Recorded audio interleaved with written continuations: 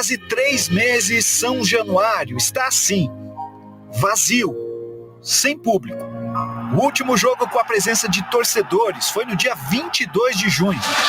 Mas de lá pra cá, muita coisa mudou no clube. Pra levantar a torcida do Vasco! Estamos mais confiantes que agora temos um técnico. O argentino Ramon Dias chegou, deu uma outra cara ao time e renovou as esperanças de saída da zona de rebaixamento. Com certeza, a confiança está lá no alto. Amanhã, contra o Coritiba, o Vasco volta a receber torcida aqui em São Januário. Mas para levar a melhor nesse confronto direto na parte de baixo da tabela, um outro reencontro vai precisar acontecer. 2 de dezembro de 2019. Com esse chute do colombiano Guarim, o Vasco venceu o Cruzeiro por 1-0. Foi o último gol que a torcida vascaína pôde comemorar em São Januário num jogo de Série A. Já se passaram mais de 3 anos, sendo 2 temporadas do Vasco na Série B. No atual Brasileirão, foram 5 jogos no estádio, com 4 derrotas. E o único gol do Vasco em São Januário foi num jogo com portões fechados, na vitória sobre o Grêmio. O argentino Verratti será mais uma vez a grande esperança de gols contra o Coritiba. Mas o grande reforço vai estar nas arquibancadas. O Vasco é o Vasco pela torcida que tem. Até quando o Vasco perdeu, o próprio treinador do Vasco, o Ramon Dias, disse: o Vasco não vai cair, não. Primeira vez que ele vai jogar com São Januário com torcida. Ele jogou sem torcida, agora com torcida. Ele não sabe o que vai acontecer, eu vou falar pra você.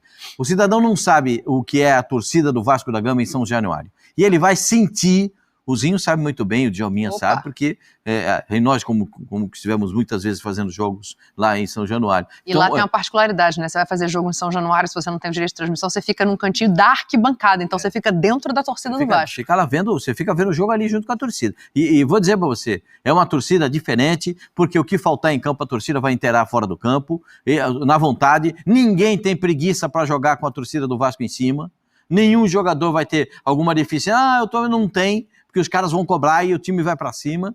O Curitiba vem numa situação muito ruim, né? Sim. Ainda tem o Curitiba e depois tem o América e depois ainda tem Santos. Olha a trajetória do Vasco aí. O jogo contra o América é aquele jogo que tá faltando, é isso, né? Atrasado. É um jogo atrasado, aquele do América, que tá faltando aí pro Vasco cumprir. Então, são todos eles numa faixa em que o Vasco precisa de pontos. O Vasco tem que tirar pontos dos adversários, né? O Vasco arrumou um centroavante, esse Verratti, ele é um cara inteligente. Isso não é um centroavante comum, não. Ele é um centroavante inteligente. Um cara que já está rodado na bola, já é veterano, então se posiciona bem, sabe disputar a bola no corpo com o adversário, vai bem no alto, se posiciona para fazer o pivô. Tá, o Payet está começando, já entrou um pouquinho mais contra o Fluminense, está começando a jogar melhor. Aliás, o pessoal lá da França está querendo o afastamento do presidente do Lyon, do Olympique de Lyon, porque liberou o Payet. Você tem uma ideia, se o Payet tem importância lá em Lyon. Vê se ele tem importância lá. Vê quem é o Payet na França e esse cara que está jogando. E tem importância extrema nesse Vasco também encaixando, né? Um jogador com qualidade técnica, chega no fim da temporada para entrar em ritmo físico.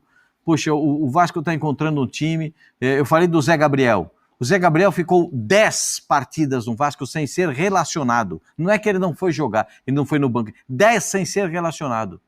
Aí chega o Ramon Dias, bota o cara de primeiro de zagueiro, depois bota ele de primeiro volante. Puxa, esse cara de primeiro volante. Porque o Zé Gabriel foi sempre volante e zagueiro no Internacional. Sim. No Vasco ele não era nem volante nem zagueiro. Então, agora botou de primeiro volante. Ele tomou conta no meio-campo do Vasco. Ele administra esse meio-campo do Vasco da Gama. Né? Então, tá legal ver o Vasco jogar.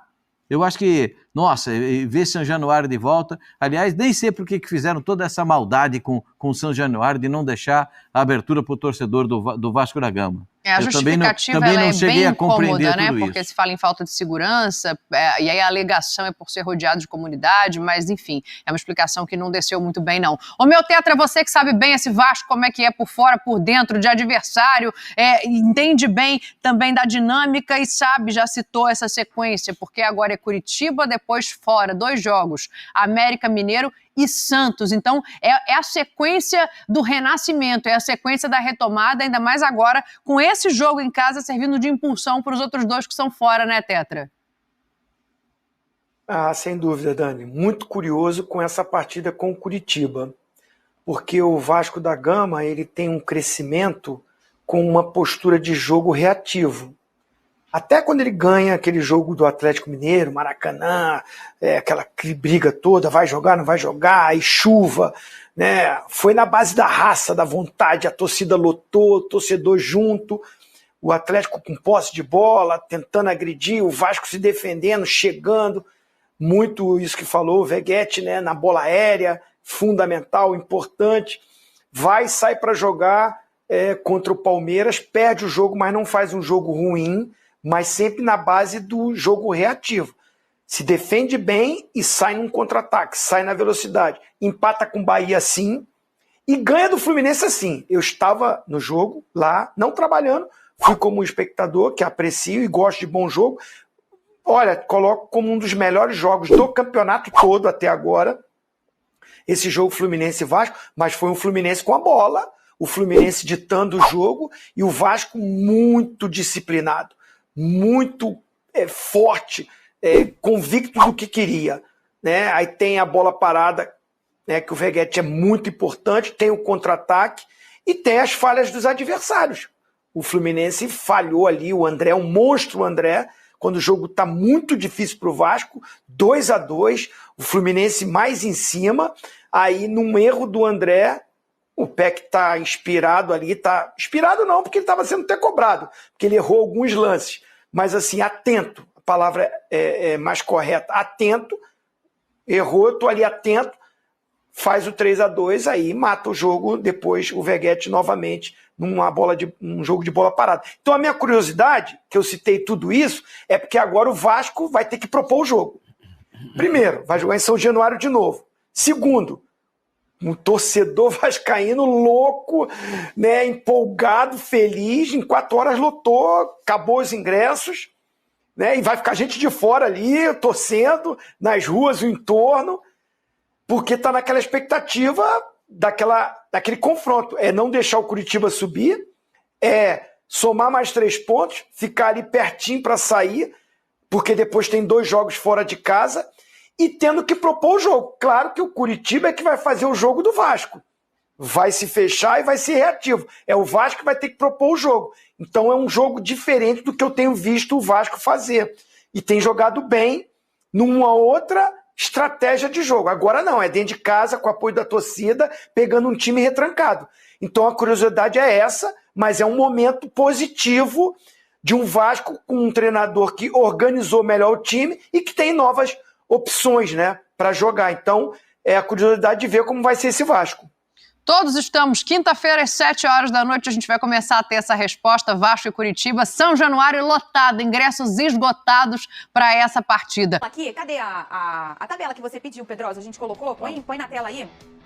Aqui, muito bem. Perfeito. Essa é a tabela do retorno, né? Isso. O Palmeiras tá aí com uma boa sequência, né? Com 10 pontos. 10 pontos, né? Isso. E o Vascão tá no G4 do retorno, Lembrando né? que se não fosse o gol mal anulado do Paulinho, o Vasco estaria com o mesmo número de pontos do Palmeiras, né? Porque o Palmeiras venceu o Vasco. Sim, então foi verdade. justamente no retorno. E era um confronto direto, Era né? um confronto nessa direto situação. nessa situação aí. Mas o que eu quero traduzir nisso aí, nessa questão, é que, cara, isso não define nada. O ponto é só a virada de chave que o Vasco conseguiu ter. A mudança de mentalidade, a mudança dessa equipe, os novos reforços. Isso mostra como o Vasco tá realmente na ponta para sair do Z4 por conta do desempenho. Os resultados são extremamente importantes e são eles que vão fazer o Vasco sair dessa situação. Pra quem não mas sabe, o desempenho ajuda. é um recorte de 4 jogos, que Isso. são 4 jogos que tem no retorno. Então esses números são um recorte de 4 jogos pra cá. Perfeito. O Vasco teve 2 vitórias, 1 empate e 1 derrota. Um bom... E aí, sabe o que dói pro Vascaíno? Eu sei que ontem eu estava assistindo o Santos e Bahia, e mudando pro Corinthians e Grêmio, eu e Pensão, né? E aí ele começou a fazer é melhor empatar ou melhor? Eu falei, peraí que dessa conta aí, eu conheço bem. Essa conta de escapar, negócio de escapar e tal, já fiz muito essa conta. Aí fica o pensamento do torcedor vascaíno. E se o Ramon tivesse chegado naquela data, antes daquela data FIFA que o Careca falou. Sabe, ô Venê? Se o Ramon, se o Verratti tivesse chegado com o Ramon, se o Paulinho Paula tivesse, né? Como é que é? É tentar descobrir? Discutir o sexo dos Discutir anjos. o sexo dos anjos. Mas assim, eu falo o seguinte, no caso do Vasco e no caso do Flamengo, não tem o que discutir, é a melhor mudança. No caso do Vasco, a gente falou que era melhor mudar. Pra mim, eu vou destacar, Pedrosa, eu vejo assim uma mudança de ambiente. Obviamente, eu não estou no dia a dia do Vasco, eu não frequento o CT do Vasco, mas eu percebo nos jogos, pelo menos, que há uma mudança de ambiente. Uma mudança, exemplo, o novo treinador, ele recuperou a autoestima dos jogadores, você vê a vontade dos jogadores em campo. Totalmente diferente da época do Barbieri. Isso quer dizer que o Barbieri é um técnico ruim? Não, claro que não. Mas é ambiente, é relação, é o relacionamento. O relacionamento do Barbieri na ocasião estava horrível. A gente sabia que o ciclo ia chegar ao fim. Acho que a diretoria na ocasião errou, mas agora não adianta você ficar chorando pelo leite derramado. Aconteceu. E o novo treinador está fazendo um grande trabalho, não tem jeito. A tua análise é perfeita, Vene. Eu vou além. Ele recuperou os jogadores. O Zé Gabriel era um cara descartado no elenco do Vasco. O Zé Gabriel é um jogador que faz completa diferença no setor defensivo do Vasco da Gama. O Maicon, a gente falou aqui, estava descartado, gente. A diretoria do futebol não sabia o que fazer com o Maicon. E o Maicon hoje é titular do Vasco da Gama jogando muito bem. Entre tantos outros exemplos que eu poderia citar aqui. Agora tá... Com certeza. Não, o próprio Medel, assim, eu fico olhando, eu fico pensando nos jogadores jovens. Cara, o Medel, ele dá a vida em campo. E nos treinamentos também, porque a gente vê os vídeos, Perfeito. assim, ao menos. Eu não assisto o treinamento inteiro, mas dá pra ver nos vídeos que o cara, no bobinho, ele dá um carrinho. O jovem, ele deve olhar aquilo e falar assim, cara, eu não posso correr menos que ele. Perfeito. E isso influencia, obviamente. Tem uma frase aqui também forte, né? Mas eu não vou ler, senão a gente vai ter que verdade. debater. Você Mas acha? pode ler. Eu vou ler então, que tem gente que não pode ver, a gente ler. conta. O Gabriel Melo disse o seguinte aqui no nosso Twitter: a saída do CEO Luiz Melo ajudou muito também. Sem dúvida alguma. A SAF se aproximou do clube associativo, o clima melhorou, inclusive essa união foi muito importante para a liberação do São Januário. Era um cara que realmente prejudicava o Vasco da Gama como o principal gestor. O Lúcio Barbosa tem feito um bom trabalho, ou melhor, ele tem feito o trabalho. Porque o anterior